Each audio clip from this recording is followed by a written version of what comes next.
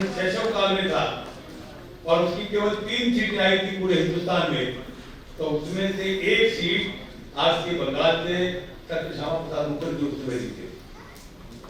दोस्तों, अनेकता में एकता,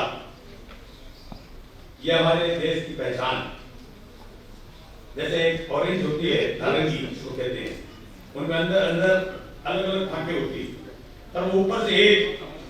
उसी प्रकार से हमारी कल्चर, उसमें बंगाली भी हैं, तो तमिलनाडु के लोग तमिल भी हैं, तो आंध्र में रहने वाले तेलुगु लोग भी हैं, तो कर्नाटक में रहने वाले कन्नड़ भी हैं, उड़ीसा में रहने वाले उड़िया भी हैं, बिहार में रहने वाले बिहारी भी हैं, राजस्थान के मारवाड़ी भी। पर सब जब देश पर कोई संकट होता है, देश की एकता और अखंडता का सवाल होता है, सारे लोग मिलकर देश की एकता और अखंडता के लिए संघर्ष करते हैं। आप लोगों ने देखा होगा, चाहे 1965 का भारत पाक युद्ध हो, चाहे 1971 में बांग्लादेश आजादी का मामला हो, चाहे कारगिल का युद्ध, जब भी देश पर कोई संकट आया, देश पर किसी ने आक्रमण किया, तो सारे देश के लोगों ने मिलकर के उसका बखूबी के साथ मुकाबला किया। यह है हमारे देश की एकता में देश की विशेषता। और दोस्तों, मैं तो भारतीय जनता पार्टी की सरकार की ओर से आपको एक ही बात कहना चाहता हूँ, एक आपको आश्वस्त करना चाहता हूँ कि राजस्थान में हर वर्ग के लोग, चाहे वो बंगाली हो, चाहे बिहारी हो, चाहे तेलुगु हो, चाहे तमिल हो, जितना सुरक्षित राजस्थान में हर वर्ग का लोग, हर प्रदेश का व्यक्ति है, इनका कहीं पर और किसी स्टेट में इतना सुरक्षित नहीं। और आज मुझे बड़ी खुशी है कि यहाँ बंगाली समाज एक झंडे के नीचे आया है। तो मैं चाहूंगा कि आप जयपुर शहर राजस्थान की राजधानी, यहाँ पर कोई जमीन लेकर के और एक अच्छा भवन आप लोग बनाएं और उसमें रेडियो से ले, नगर निगम की ओर तो नगर निगम से ले, आवास मंडल की ओर उससे ले, और उसमें मेरा जो भी सहयोग चाहिए निश्चित रूप से आप मुझे आदेश करेंगे, तो निश्चित रूप से आपको जमीन मिले, इसकी मैं पूरी कोशिश करूंगा। और फिर आपको केंद्र में भी आप अपनी सरकार है, प्रदेश की भी सरकार है, और नगर निगम की भारतीय जनता पार्टी का है।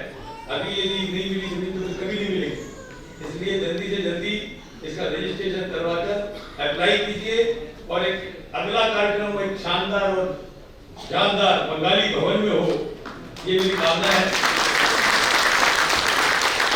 और सोनी ने बताया कि मेरा तो लगाव विशेष है, क्योंकि ससुराल बाड़ी कलकत्ता में ही है, तो मारवाड़ी, पर वो कलकत्ता में रहते हैं।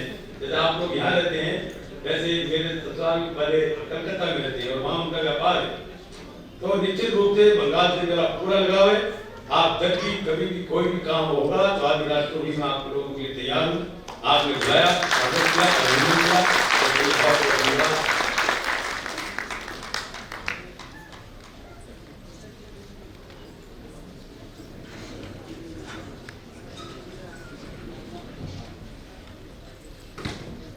बहुत बहुत धन्यवाद मंत्री महोदय जी।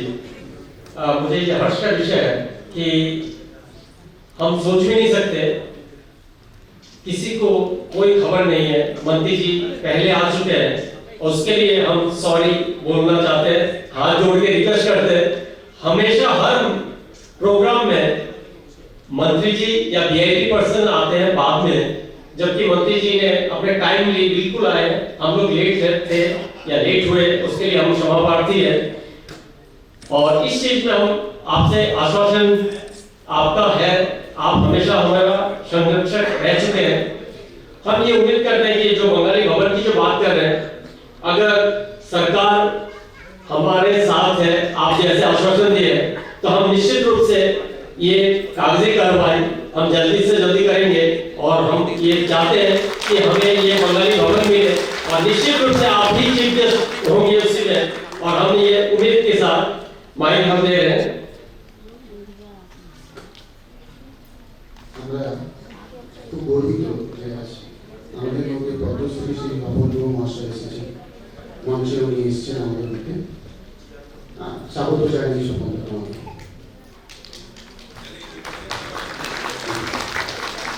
अब স্মারিকাকে আমরা বিমোচন করব। একটা স্মারিকা আমরা তৈরি করছি, যেটাকে অনাবরণ করুন।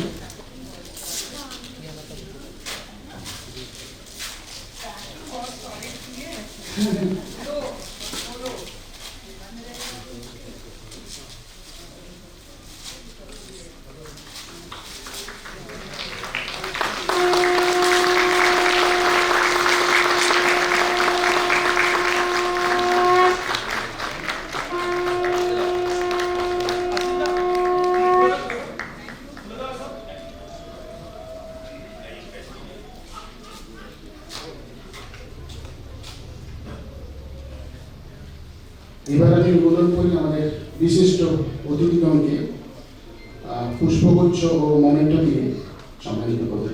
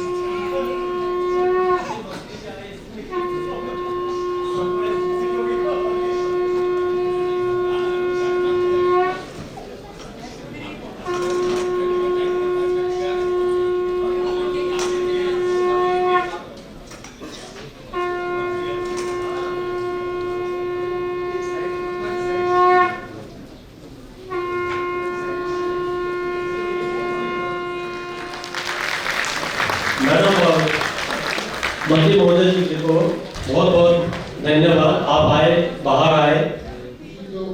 শুধু রাজস্থানী আর্ট সংস্কৃতি কেল্লা দুর্গা দুর্গ বা প্রাকৃতিক সৌন্দর্যের জন্যই অন্যতম নয়, রাজস্থান আজ বাঙালি সমাজের জন্য অনেকভাবে উজ্জ্বলিত।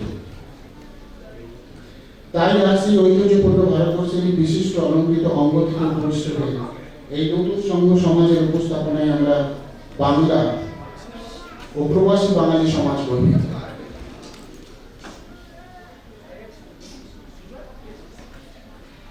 রাজস্থান অতীতকাল থেকে বাংলার বাঙালির এক অতি আকর্ষণীয় স্থান। The Hindu Monk of India Swami Vivekananda, Nobel অলঙ্কৃত কবিগুরু রবীন্দ্রনাথ ঠাকুর কিংবা অস্কার অর্জিত মহান সিনেমা পরিচালক সত্যজিৎ রায় ইত্যাদি বহু নাম প্রত্যেকে কিন্তু নিজেদের কর্মক্ষেত্রে রাজস্থানকে যথেষ্ট স্থান দিয়েছেন। আজ বাংলায় যেমন রাজস্থানের মারোয়ার শেখাওয়াটি বিভিন্ন জায়গা থেকে স্থানান্তরিত হয়ে ব্যবসা ও বাণিজ্যকে শীর্ষস্থান গ্রহণ করেছেন, ঠিক এই প্রভাবে বাংলা ও বাঙালিরাও তাদের অবদান কিন্তু কম নয়। মহারানী গায়ত্রী দেবী থেকে শুরু করে কান্তিচন্দ্র মুখার্জি ও বিদ্যাধর ভট্টাচার্য এবং আরও বিভিন্ন নাম, যারা কিন্তু আজ রাজস্থানকে নিজেদের বাসস্থান বানিয়ে তার ঐতিহ্য সংস্কৃতি ইতিহাসকে সমৃদ্ধ করেছেন।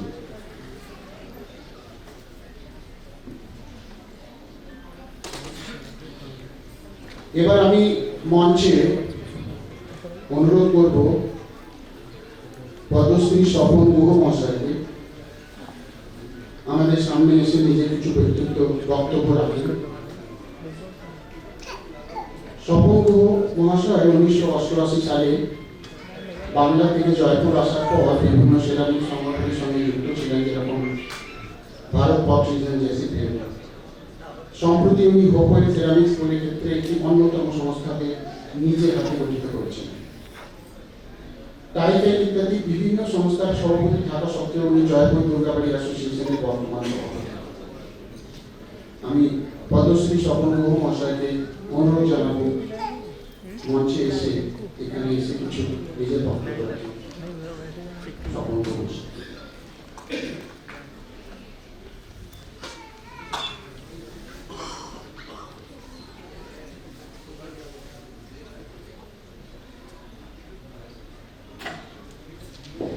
নমস্কার, আপনাদের সবাইকে নমস্কার জানাচ্ছি, অভিনন্দন জানাচ্ছি। আজকে আমরা এক জায়গায় এসে অন্তত আমরা আগামী প্রজন্মের জন্য কিছু করার কথা ভাবছি এবং কিছু করবই। আমরা সবাই একসঙ্গে চলি, হবে। আমি অবশ্য ধন্যবাদ জানাই আলাদা করে কারোর নাম উল্লেখ না করে বাঙালি সমাজের রাজস্থান ওয়েলফেয়ার সোসাইটিকে ওনারা যে দুঃসাহসিকতার পরিচয় দিয়েছেন, যেভাবে এগিয়ে এসছেন, আমার বলতে কোনো লজ্জা বা দ্বিধা নেই বা দ্বন্দ্ব নেই। সেটা হচ্ছে দুর্গাবাড়ি এখানকার সব থেকে রাজস্থানের পুরনো প্রতিষ্ঠান। আমাদের ঘরে এবারে 61তম দুর্গাপুজো হচ্ছে। আর তারপরে জয় ক্লাব, বৈষ্ণবের মিস্টার আশিস মুখার্জি, আরো অনেক অনেক দুর্গাপুজো বেড়েছে, বাড়বে। ইতিহাস তাই বলে। দিল্লিতে একটা পুজো থেকে শুরু হয়েছে, হাজার হাজার পুজো হয়েছে। বেনারস, বেনারস, এলাহাবাদ, লখনৌ, রাঁচি, সব জায়গায় দুর্গাপুজো কেন বাঙালি ডোলাও হচ্ছে। ওখানে অনেক বাঙালিরা একত্রিতভাবে থাকে। আমার দীর্ঘদিনের স্বপ্ন ছিল অন্তত আমরা বাঙালি বলে আমরা গর্বিত। আর রাজস্থানে একটা সুবিধা হচ্ছে, যখন আমার মনে পড়ে আমি 1988 সালে প্রথম জয়পুরে পা রাখি, যে বাড়িতে ভাড়া থাকতাম, বাঙালি মানেই মাছ ভাত, এটা শুধু খাওয়া বলুন না, এটা আমাদের সংস্কৃতি বটে।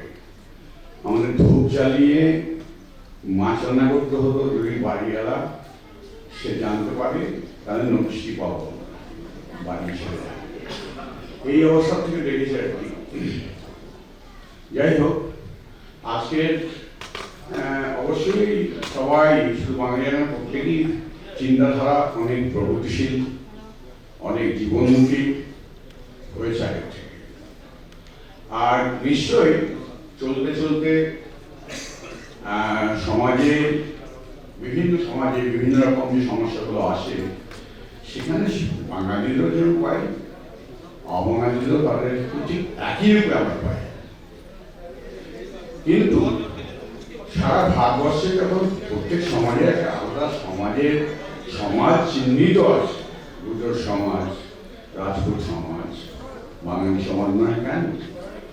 আজকের বিদ্যাধরনগর, আজকে প্রথম যে আমাদের পিঙ্ক সিটি, তার যে আর্কিটেক্ট ছিলেন শ্রদ্ধেয় বিদ্যাধর ভট্টাচার্য, উনি একজন বাঙালি ছিলেন।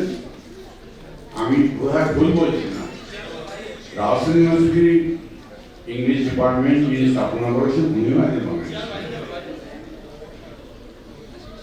আর বিভিন্নভাবে মুখার্জি পরিবার এবং সেন পরিবার, শুদ্ধ সেন পরিবার, শুদ্ধ মুখার্জি পরিবার, তাদের পূর্বপুরুষ এই রাজাদের প্রধানমন্ত্রী পদে অলঙ্কিত করেছেন। সেক্ষেত্রে আমি দেখতাম, সেলিনা চুলকার দিকেও দেখতাম বা বাজার দিকেও দেখতাম যে আমাদের বাঙালি বলে একটা আলাদা শ্রদ্ধা আছে। আমি অন্তত 1988 সাল থেকে আজ পর্যন্ত, এই মুহূর্ত পর্যন্ত আমি কোনোদিন হীনমন্যতায় ভুগিনি যে আমি বাঙালি। আমার তো মনে হয়েছে যে কলকাতা থেকেও রাজস্থানের বাঙালিরা সামাজিকভাবে, সব রকম ভাবে অনেক বেশি সুরক্ষিত, অনেক বেশি সুরক্ষিত। পুজো হয়েছে, লোক সংখ্যা বেড়েছে, সেটা নিয়ে আমরা সবাই সাহায্য করি। আমাদের যে মেইন পুজোর দিনকে দুর্গাবাড়ি, জয়গাড়ের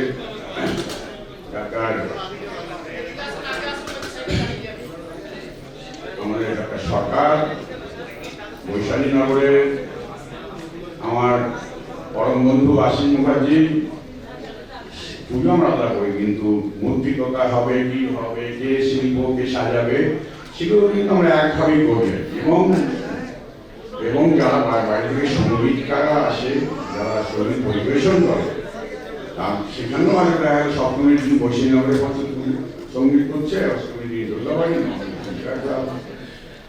তাই আপনারা জানেন যে এটা আমরা ভেবেছিলাম, কিন্তু আমাদের নেক্সট জেনারেশন যারা তারাই উঠেছে। আর আমি চাই, ব্যক্তিগতভাবে চাই যে এর কান্ডারি হওয়া উচিত ইয়াংদের, অন্তত যাদের বয়স 50-55 মধ্যে, তাদেরকেই নেতৃত্ব দেওয়া উচিত এবং তাদেরকে সব রকম ভাবে, আমি মনে করি প্রত্যেকটা বাঙালি জয়পুর এবং সমগ্র রাজস্থান বাঙালিদের একত্রিত করে যার মধ্যে প্রতিভা আছে সেই প্রতিভাটাকে নিয়ে আমরা ব্যবহার করলে আমরা অনেক শক্তিমান হব। আমাদের বাঙালির যে রক্তের হিমোগ্লোবিন ওটা 14 নিচে আর নামবে। তাই আমি এটুকুই বলবো যে ইয়ং স্টার যারা আছে, যারা যুবক, তারাই এগিয়ে আসা উচিত, তাদেরই নেতৃত্ব দেওয়া উচিত, তাদের যদি পদ অলঙ্কৃত করতে হয় তাদেরই পদে রাখা উচিত। আমরা আছি, আমরা থাকবো। ব্যক্তিগতভাবে আমি দুর্গাবাড়িতে কমিটমেন্ট করতে পারি যে রাত 2টোর সময় ডাকলে দুর্গাবাড়ির প্রত্যেকটা মেম্বারকে পাওয়া যাবে, আমাদের পাওয়া যাবে যে কোনো সময়। এটা আমি বলেও থাকি। যাই আপনারা ভালো থাকুন। শারদীয় উৎসব আসছে, আপনার শারদীয় উৎসব আরো ভালো থাকুক, এই মঙ্গল কামনা আমার অন্তরে অন্তরে। নমস্কার। এইমাত্র একটা চ্যাট রিসিভ করলাম আমি। উনি হলেন SD শর্মা, যিনি দেবস্থান বিভাগের চেয়ারপারসন, আর ইনফ্রাস্ট্রাকচার, রেলওয়ে ইনফ্রাস্ট্রাকচারের উনি মালিক। তো এটা আমাদের একটা অনেক হাত জোড়ে হাততালি দিয়ে অভিনন্দন জানানো একটা নন বেঙ্গলি ডোনেট করেছে। আপনারাও এই সাহায্য করতে পারেন, কারণ এই ধরনের সংগঠন যখন চালানো হয় নিশ্চয়ই টাকা পয়সা ধন দৌলত সবকিছুই চাই, জনশক্তিও চাই, কর্মলোক, কাজ করার লোক চাই, সব ধরনের স্ট্যান্ড এবং সব ধরনের স্কিলও চাই। আপনারা এর মধ্যে যেইভাবে আপনারা সহযোগিতা করেছেন, এই হলটা অনেক ছোট পড়ে গেছে, স্পিচ নিশ্চয়ই চলবে। আর এর মধ্যে আমাদের মঞ্চে এসছেন দিল্লি থেকে তপন সেনগুপ্তদা, উনি অল ইন্ডিয়া বেঙ্গলি অ্যাসোসিয়েশনের অধ্যক্ষ, ন্যাশনাল অধ্যক্ষ। তো উনি এখন ওনার স্পিচ দেবেন। আমি আমন্ত্রিত করছি আপনাকে তপন।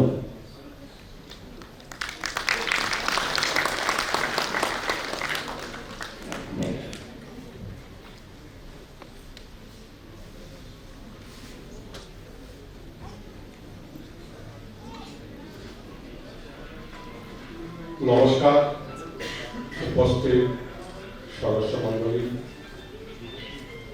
মাননীয় সভানেত্রী শ্রীমতী মিতালি মুখার্জি এবং বেঙ্গলি সমাজ রাজস্থান ওয়েলফেয়ার সোসাইটির সমস্ত কর্মকর্তাদের, এটা আমার একটা বিশেষ সৌভাগ্য এবং প্রাপ্তি যে আজকে আমাকে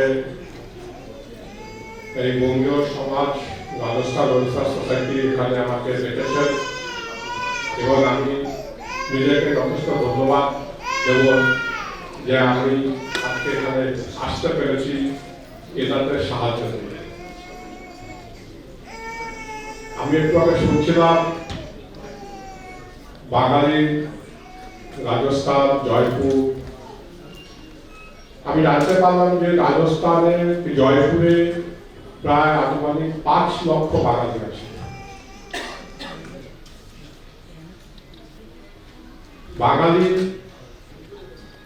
আমার পূর্ববর্তী বক্তা বলে গেছেন, দুজন বিশিষ্ট, একজন মন্ত্রী, একজন চেয়ারপারসন বাঙালি সম্বন্ধে অনেক কিছু বলে গেছেন। আমার খুব ভালো লাগলো যে একজন নন বেঙ্গলি হয়ে এত বাংলার প্রশংসা করলেন। সত্যি তো বাঙালিদের যে ভাষা পৃথিবীর মধ্যে আমার মনে হয় সবচেয়ে মধুর ভাষা বাংলা ভাষা। এখন এটা রাখার দায়িত্ব কিন্তু আমাদের আপনাদের সামনে। আমরা যখন দিল্লিতে কোনো অনুষ্ঠান করি, আমরা সবসময় সবাইকে অনুরোধ করি যে বাড়িতে বাবা মাকে বাবা মা বলো, ড্যাডি মামি বলো না। জানি আজকাল বর্তমান সমাজে ইংরেজির একটা বিরাট প্রভাব, কিন্তু আমি বিশ্বাস করি না যে ইংরেজি খুব ভালো জানতে পারে আপনি ভালো চাকরি পাবেন, এটা আমি বিশ্বাস করি না। কারণ ভারতবর্ষের ইতিহাসে এমন অনেক অনেক ভালো ভালো বাঙালি আছে যারা বাংলা ভাষাতেই পড়াশোনা করে গিয়ে, আপনি দেখুন আমাদের দেশের সভাপতি মাননীয় শ্রী প্রণব মুখার্জি মহাশয় একজন প্রকৃত বাঙালি, কিন্তু সে আজকে ভারতবর্ষের সবচেয়ে বড় জায়গায় বসে আছে। এই যে একটা ধারণা আমাদের যে বাঙালি হলে পরে আমরা কিছু করতে পারবো না, ইংলিশ না জানলে আমরা ভালো চাকরি পাবো না, ইংলিশ না জানলে আমরা সমাজে মিশতে পারবো না। আপনারা যদি ভারতবর্ষের ইতিহাস দেখেন, যেমন ডক্টর বিধানচন্দ্র রায়, ডক্টর প্রফুল্ল সেন, আশুতোষ মুখোপাধ্যায়, এরা সমস্ত পৃথিবীতে জুড়ে রাজত্ব করে গেছে। রবীন্দ্রনাথ ঠাকুর উনি সারা পৃথিবী ঘুরে বেরিয়েছেন, 122টা স্টেটে ঘুরে বেরিয়েছেন। এই যে ধারণাটা আমাদের, যে আমরা ইংলিশ না জানতে পারে আমাদের ছেলেমেয়েরা ভালো চাকরি পাবে না, ভালো জায়গায় মিশতে পারবে না, আমাদের বিশেষ অনুরোধ এই ভুল ধারণাটা আপনারা দয়া করে সরাবেন। বাংলা ভাষা বলুন না, ঠিকই আপনি দেখুন না, আমরা ভারতবর্ষে যখন পার্লামেন্ট আপনি দেখবেন যারা তামিলনাড়ু থেকে আসছেন তারা কিন্তু একটা লুঙ্গি একটা শার্ট পরে আসছেন, কিন্তু আমরা যখন বেরো